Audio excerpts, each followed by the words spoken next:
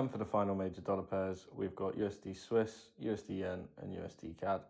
With USD Swiss on the daily time frame, we can see we've got our break of structure towards the downside, and this is the current swing range.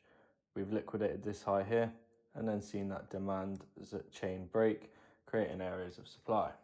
However, the most recent supply zone has been broken, creating the first area of supply, and if we break this high, this will be the area of demand and control. If we move down onto the 4-hour time frame, we can see we had our most recent break of structuring towards the upside, and this is the current swing range that we're trading within.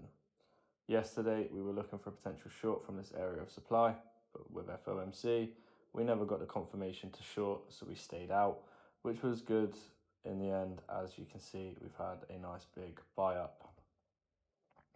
I don't really know what I'm expecting next to see. It makes more sense now just to take this high, and then maybe this could be future liquidity to look for a further long position, or it could be a sign that once we break this overall demand zone, we'll then have supply and control where we can then start looking for lower prices.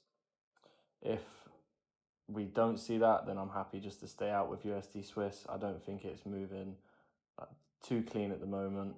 Yeah, you could say that we have liquidated this. We then seen the demand chain break, but we never got that retracement, and this big impulse is just FOMC related. So I just want to see how the markets react towards the end of this week. Moving on to USD Yen, we can see that we are currently still trading within this strong supply zone because it liquidated the high to the left. We are trading at the 160 levels, so I'm still expecting this in the short term to start dumping once we see the intervention. So for right now, I'm not touching. If we move on to USD CAD, we can see that we've had our daily break of structuring towards the downside, and this is the current swing range that we're trading within. We liquidated this high, failed to put in a new lower low, and then we've seen a switch to bullish on the internal structure.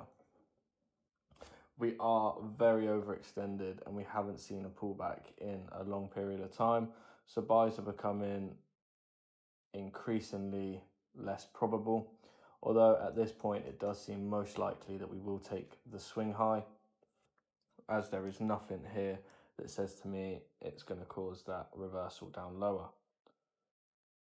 So if we go down onto the 4-hour time frame, we could just be looking to follow the current order flow. We have this demand zone that is currently in control, and if we see a retracement, take out some points of liquidity, see that structure shift, we could start looking to long up to that liquidity target.